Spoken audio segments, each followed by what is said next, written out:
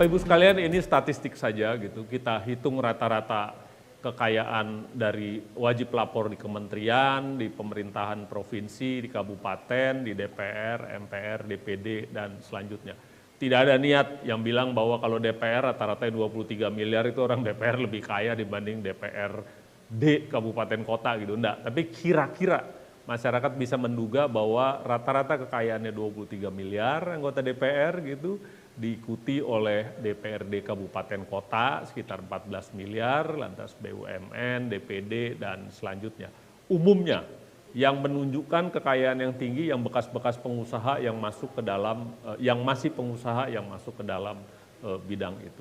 Tapi pada saat yang sama ada juga nilai harta terendah yang menarik gitu ya, di antara kementerian lembaga masih ada yang melaporkan bahwa hartanya minus 1,7 miliar, 1,7 triliun. Jadi kita pikir 1,7 triliun minus. Gitu. Pada saat yang sama yang tertingginya bisa 8 triliun.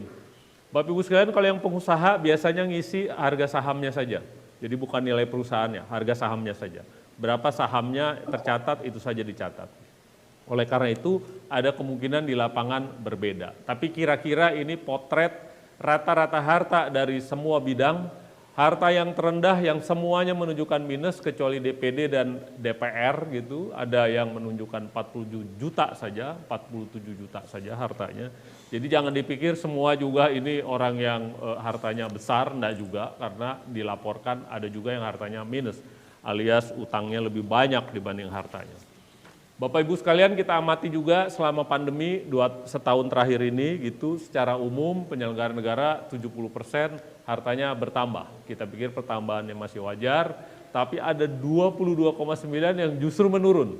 Gitu. Kita pikir ini yang pengusaha yang bisnisnya surut atau bagaimana gitu, tapi kita cuma ingin melihat apakah ada hal yang aneh dari masa pandemi ini. Ternyata kita lihat bahwa kenaikan terjadi gitu, tapi penurunan juga terjadi dengan statistik seperti ini. Gitu ya. Rata-rata bertambah 1 miliar sebagian besar di tingkat kementerian, di DPR meningkat juga dan seterusnya gitu.